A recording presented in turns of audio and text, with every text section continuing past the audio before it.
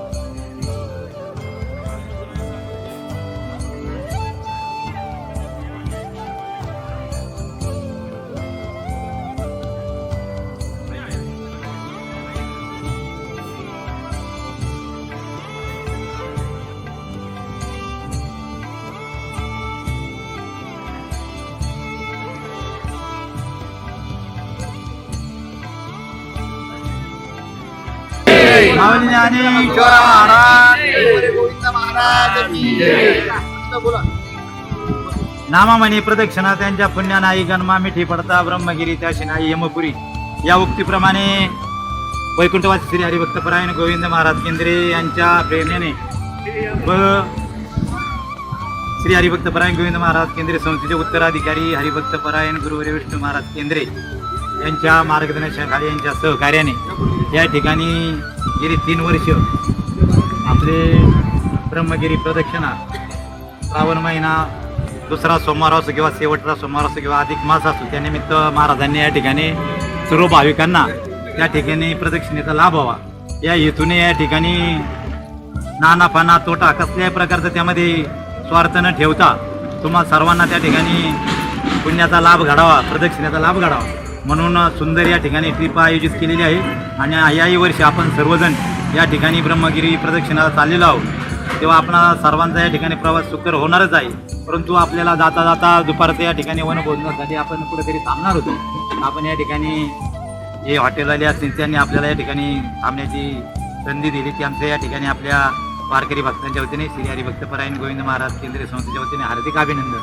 आणि आता या ठिकाणी आपल्याला जो चहा पाणी असेल ते काही होत असेल आपले सह्याद्री कॉलनी राजुरी विश्वस्त मंडळ सह्याद्री कॉलेज राजुरी विश्वस्त मंडळतर्फे किरण सेठ हुले यांच्याकडून आपल्याला या ठिकाणी आता हा चहा पाणी वगैरे सगळं या ठिकाणी मिळालेलं आहे त्यांचे या ठिकाणी आपल्या सर्व वारकरी भक्तांच्या वतीने श्री हरिभक्त परायण गोविंद महाराज केंद्रीय संस्थेच्या वतीने हार्दिक अभिनंदन. या ठिकाणी आमचे श्री हरिभक्त परायण गोविंद महाराज केंद्रीय संस्थेचे हितचिंतक कैलास श्री पंढरीनाथ शेठ घाडगे यांचे चिरंजीव सुनील भाऊ घाडगे आणि त्यांचा परिवारसुद्धा या ठिकाणी, त्यांचंसुद्धा या परिवाराचं आपल्या ज्ञानेश्वरी मंदिर असो, दिंडी क्रमांक 43 असो किंवा बाबांचं कुठलंही कार्य असो, त्यामध्ये सिंहाचा वाटा आहे.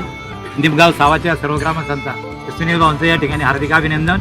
या ठिकाणी हुलावळे शेठचा सन्मान होत आहे महाराजांच्या हस्ते. महाराजांनी त्या सन्मानाचा त्यांचा सन्मान करायचा आहे आणि त्या सन्मानाचा त्यांनी स्वीकार करायचा आहे. सर्वांनी टाळ्या वाजवायच्या.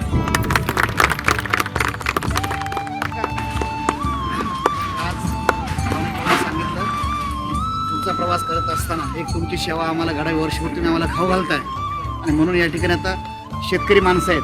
म्हणजे शेठ म्हणले मला आम्हाला वन भोजन करायचं आहे, पण शेठ म्हणले आता उन्हात बसण्यापेक्षा जर पाऊस आला तुमची गैरसोय नको व्हायला, इथं आपण बसू. अनेकांनी आज सुंदर असं जवळजवळ 9,000 रुपये बिल आपल्याला दिलं.